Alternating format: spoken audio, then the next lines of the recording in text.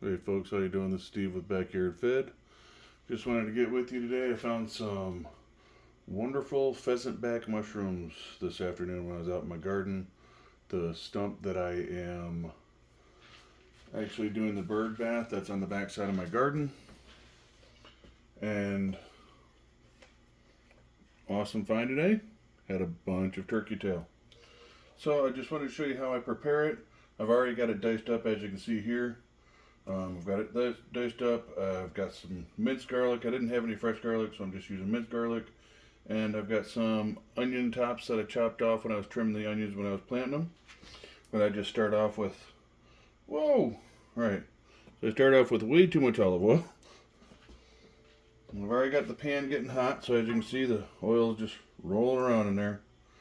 That is quite a bit of oil. Probably a little too much oil. I only wanted about a teaspoon. But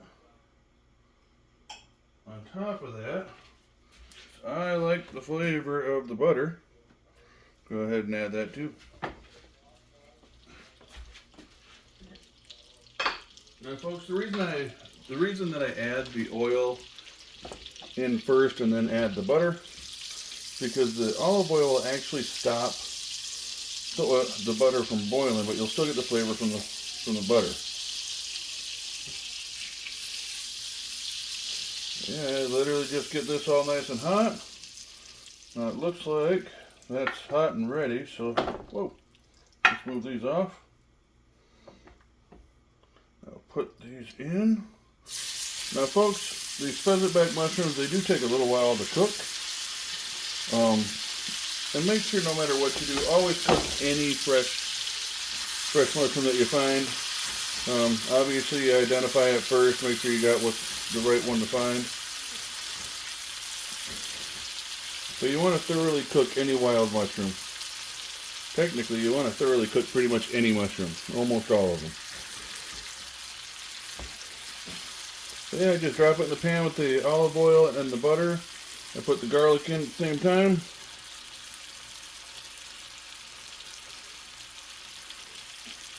Put it off to the side. Now, these mushrooms have a ton of water in them. You do want to cut off all the woody bits, so when you're trimming it up, like around the stalk and everything, it's going to be a little bit more tougher.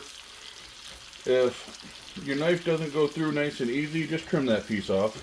You're not going to want to be chewing on that really, but as you can see folks, like this is just filling up with water. There's so much water in these mushrooms when you start cooking them. A lot of people actually say these things are better than morels. I don't know, they're pretty comparable. I don't know if they're better or not. I'll let you be the judge of that one. I do add a little bit of salt. Don't need a whole lot, just a little bit. And a little, ooh, I would say a little bit of cracked pepper, but I only got a little bit left. Let's put a little bit of that in there. Because we need to get some more cracked pepper. Now I don't add the onions until almost the end. Like, I'm going to cook these, let all this liquid come back out. Let these get nice and soft. And they smell amazing already. So yeah, just keep stirring them up. Let them cook. I do have it on pretty high heat. I've got mine set at 4. I could actually probably go a little bit higher, up to 5 or 6. Like I said, the water content in these mushrooms is really high. You want to get all that cooked off. The texture of these mushrooms, when done, is still a little firm, not overly firm. It's just like a good, I don't know, any kind of good mushroom like a portobello or anything like that, if you like those. I think those are alright, but it's got about the same kind of firmness as those if you cook them right. You know, a lot of people overdo them and they get kind of smushy, but oh, I am ready to eat these. Now you can add a little bit of white wine, you can add turkey stock. I did just took some of our canned turkey that we did. We ended up getting like 6 turkeys right around Thanksgiving time, and we chopped them up after we cooked them, and then we canned them and everything, and we got all the turkey broth and everything in there. But I just made a bunch of turkey salad sandwiches for dinner, and I got the broth that they were canned in the fridge right now. After this cooks down a little bit, I might actually add a little bit of that, just to add some of that flavor. These have already got a pretty amazing flavor by themselves. So that turkey stock is not going to hurt none. Maybe I'll pull that out here in just a second. And I'll get some of that put in here.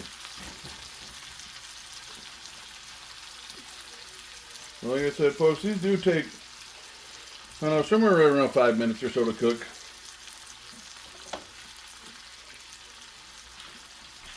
Let me grab that turkey stock.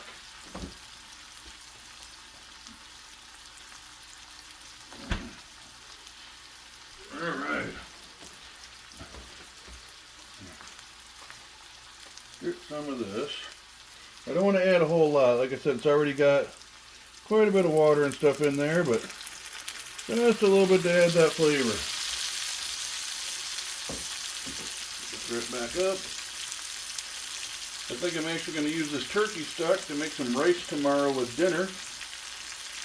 Tomorrow is my youngest daughter's birthday, and she wants to have sushi, so I know we'll be having some rice and stuff, and sushi rolls and other things.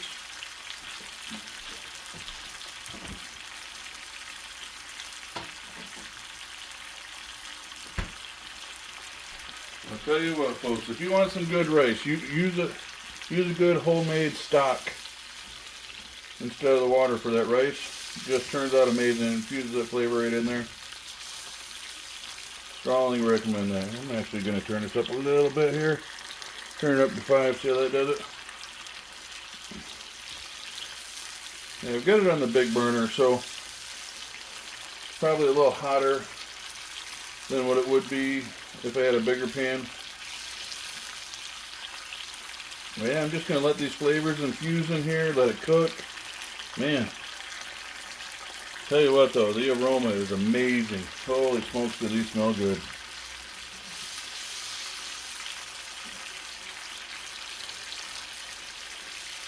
I actually ate probably one too many of those sandwiches today, so I'm not even really that hungry, but I picked these and I didn't just want to set them in the fridge. So I cleaned them off really good, trimmed them up. And I was like, you know, I might as well make a video for the folks I got watching. See how I prepare them. And maybe that'll entice you guys to get out in the woods and find some mushrooms. Right now, I know here in upper Michigan, we've got the pheasant backs popping up right now. We've got some leeks growing. We got morel mushrooms. A lot of stuff's starting to turn out, come out of the ground right now. So, good time to get in the woods and look. You can't go wrong with food that's free and tastes delicious. Yeah, just a couple more minutes, all this liquid should be cooked off of here. And these mushrooms will be done. I'll add the onions. Let those soften up in here. And then we'll have a taste test. We'll get them plated and test them up.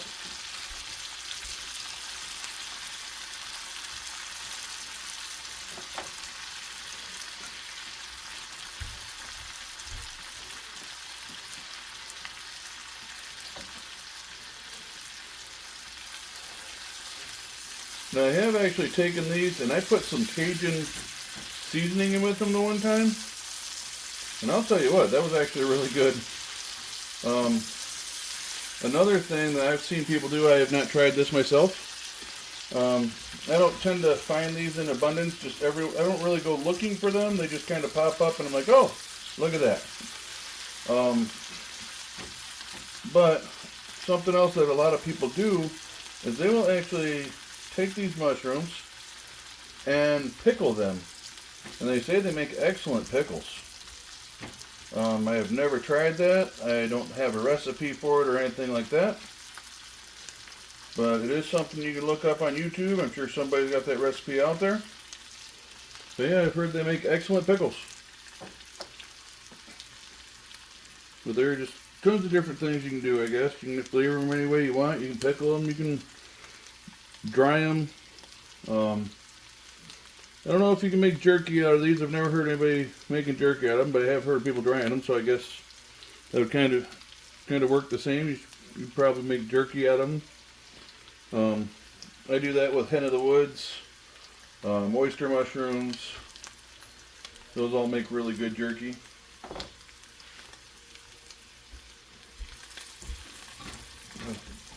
Yeah, these are just about there.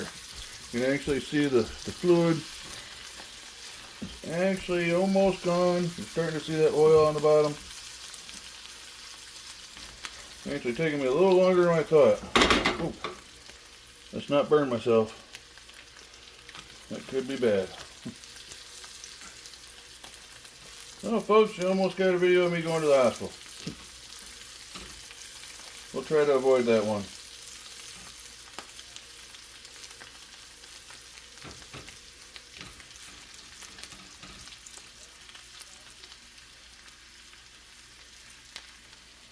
Oh man, they smell amazing. I can't wait to get these things plated up and have a little taste. So let me go ahead and grab a plate now.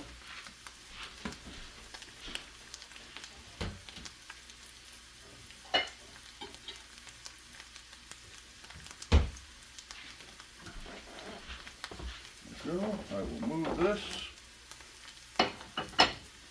We'll just set that on there. Clean up my mess as I'm going.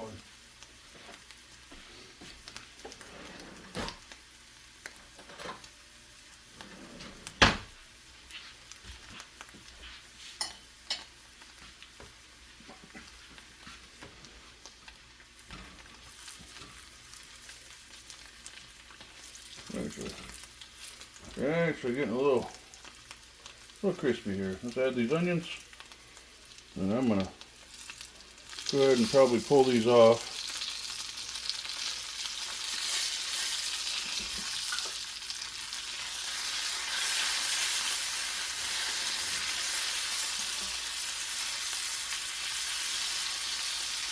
Oh, my onion wants to clip together.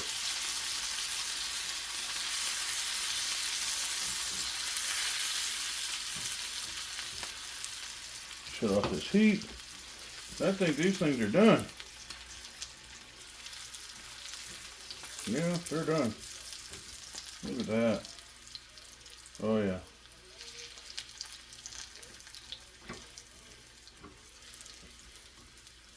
Let's go ahead and get these plated. There's some of that oil right there in that pan.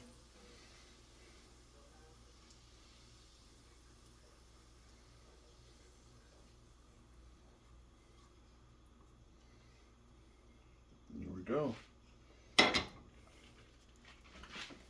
Alright. Well, folks, I know this isn't a very big batch. It's not the prettiest. Definitely not the prettiest thing. Let's give her a taste.